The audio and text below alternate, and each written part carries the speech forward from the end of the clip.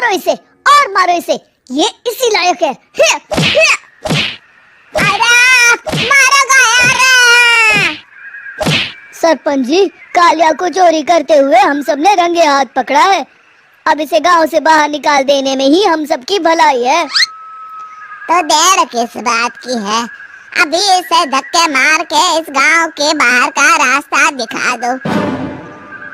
अरे सरपंच जी, ऐसा मत करिए, मुझे एक मौका और दीजिए, मैं दोबारा कभी चोरी नहीं करूंगा।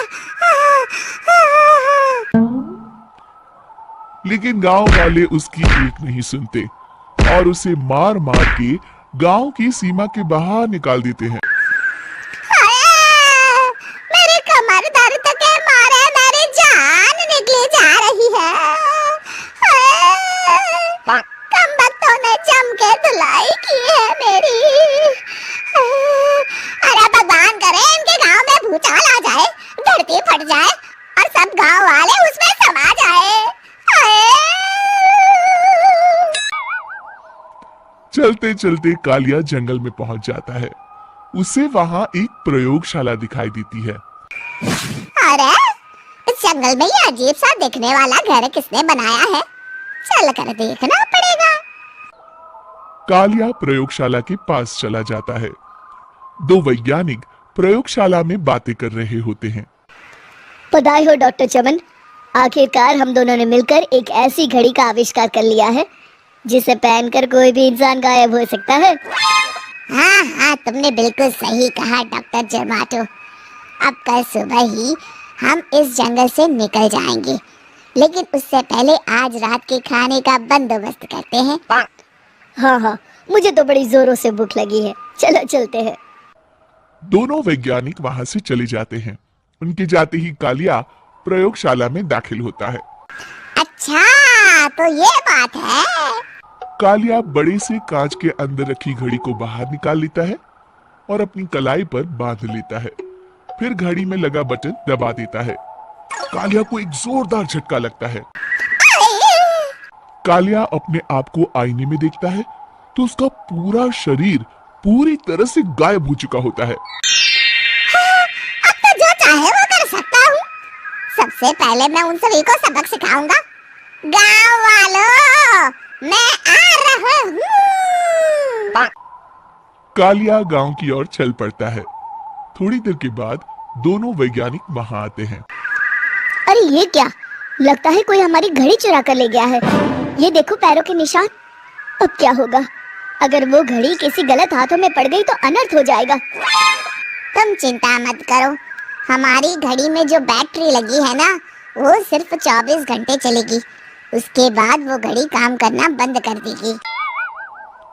उधर दूसरी तरफ गांव में सरपंच अपने घर में सो रहा होता है। तभी एक आहट से उसकी नींद खुल जाती है। अरे कौन है, कौन है वहाँ?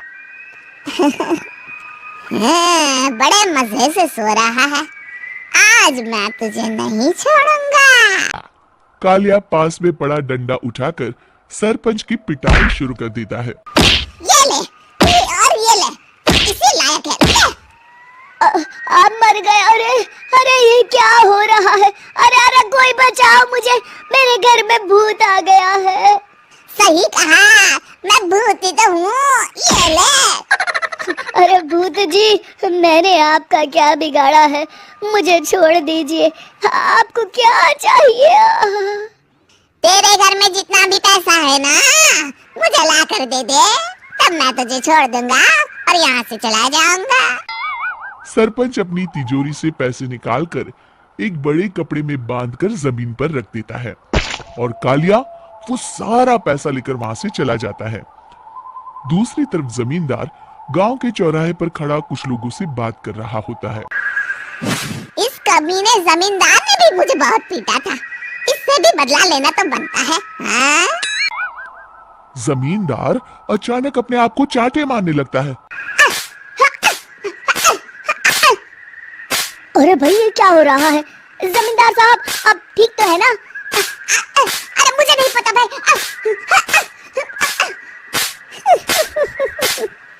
अरे मर गए रे, ये तो पक्का किसी भूत प्रेत का काम है। जमींदार के अंदर कोई भूत आ गया है।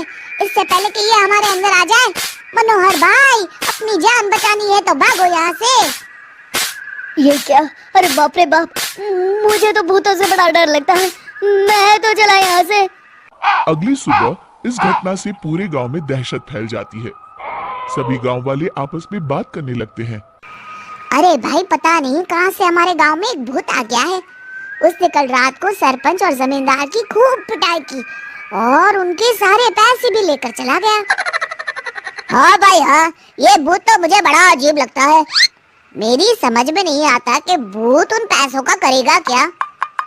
अरे तेल में पकोड़े बना के तलेगा बेवकूफ। इस बात की चिंता करके कहीं वो भूत हमारे घर में ना आ जाए। तुम बिल्कुल सही कह रहे हो आर्या, मैं भी इसी बात से घबरा रहा हूँ। अच्छा, अब मैं अपने घर जा रहा हूँ। तुम सब भी अपने अपने घर चले जाओ, उस भूत का कोई भरोसा नहीं है। हाँ। तीनों वहां से चले जाते हैं। दूसरी तरफ कालिया सारे पैसों को एक खंडर में छुपा देता है। इतने सारे रुपए तो मैंने अपनी पूरी जिंदगी में एक साथ कभी नहीं देखे। इस तरह कुछ दिनों में मैं अमीर बन जाऊंगा। आज मैं उस मोटे बब्बन को अपना शिकार बनाऊंगा। सुना है दहेज में बहुत सारे पैसे और गहने मिले हैं उसे। रात होते ही कालिया बब्बन के घर में घुस जाता है। हाँ, मिल गई तिजोरी। अब जल्दी से इसे खोलकर सारे पैसे निकाल लेता हूँ। अरे खुल जा, खुल जा। खुल गई। कालिया पैसे थैली में भर ही रहा था कि तभी बब्बन उसके बगल में आकर खड़ा हो जाता है। भाई क्या कर रहा है हाँ? अरे हट। अरे तेरी इतनी हिम्मत, मैं तेरे सामने खड़ा हूँ और तू फिर भी मेरी तिजोरी से पैसे चुरा रहा है। अरे मैं तो गायब हूँ, तू मुझे कैसे देख रहा है? कालिया अपनी घड़ी को देखता है। अरे इसे क्या हो गया है? हाय, लगता है बैटरी खत्म हो गई। अच्छा, तो आज मैं तेरी बैटरी अच्छे से चार्ज कर देता हूँ। अरे भाग्यवान, जरा मेरा डंडा तो लाना। ये मोटा मुझे नहीं छोड़ेगा। अरे भागो। कालिया भागकर घर के बाहर जाता है। बाहर सभी गांव वाले हाथ में डंडा लिए खड़े होते हैं। अच्छा, तो तू वो भूत है? मुझे माफ कर दीजिए सरपंच जी, मैं आपके और जमींदार जी के सारे पैसे लौटा दूंगा और आज ही हमेशा के लिए ये गांव छोड़कर चला जाऊंगा। शिक्षा, बुराई ज्यादा दिन की मेहमान नहीं होती, एक दिन उसका अंत हो ही जाता है। तो हमें उम्मीद है कि आपको हमारी ये कहानी पसंद आई होगी। कृपया हमारे चैनल को सब्सक्राइब करें और सभी अपडेट्स के लिए बेल आइकन जरूर दबाएं। और हाँ, वीडियो लाइक और शेयर करना मत भूलिएगा। Bye bye.